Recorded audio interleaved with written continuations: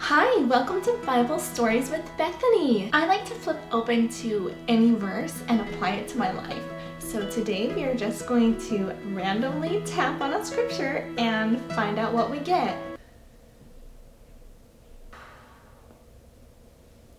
Okay, so if you could turn your pages to Judges 19 verse 22. In verse 22 and 23, the master of the house has some men come to visit and they ask if they can have sex with the other man who's staying in his house. But in verse 24 he says, "Behold, here is my daughter a maiden, and his concubine. Them I will bring out now, and do with them what seemeth good unto you. But unto this man do not so vile a thing."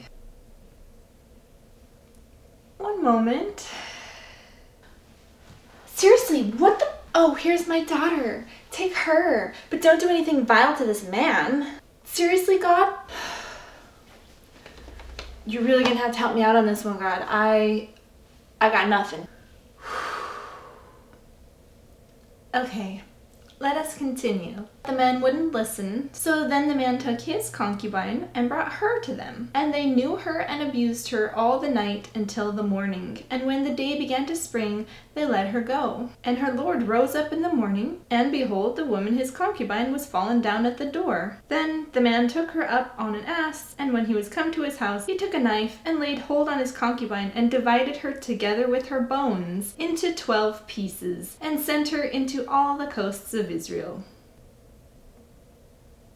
Please, God, help me understand this scripture and how it applies to me.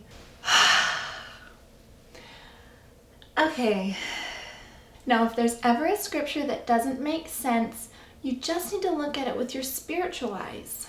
What this scripture means to me is that we should be good people. And I really don't know how anyone in the world could be a good person without having inspiring stories like this to guide them. All those self-help books that people are claiming are changing their lives, God did not write those. He wrote only this book. Even though we've had scores of literature over the last several centuries, none of them were inspired by God, but this one. How do I know it was inspired by God?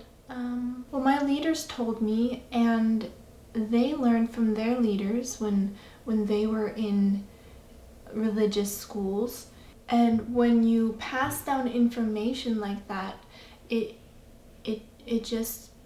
truth. And that's how God works. He works through the grapevine. He hasn't been able to get through to anyone for several centuries to get them to write down his words. And this is the only time that men were able to have that passage of information and to get that inspiration from God to write down his words. God wrote it word for word exactly as we need to hear it. I know there are a ton of different translations out there, but that's because you're allowed to interpret it however you want. It makes sense that God spoke to us during a time that humans were still very barbaric and had barbaric ideas. That way all those stories could be included in God's Bible. And that way we really have to make it apply to our life by using our own good intuition.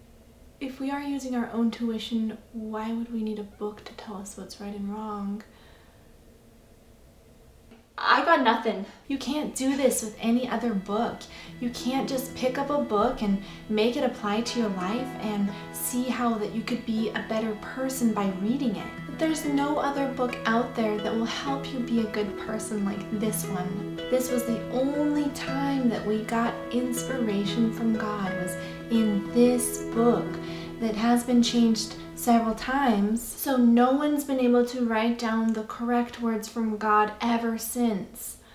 Even the people who changed the original words of the Bible. I just kind of hope that the people who changed it didn't change too much, so that way it's more accurate.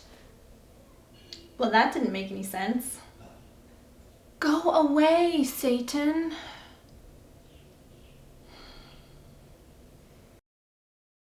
Hey guys, it's Bethany K here. I get a lot of comments on these videos with people who are really worried that I don't believe in God anymore, assuming that if you don't believe in the Bible, then you must not believe in any God at all.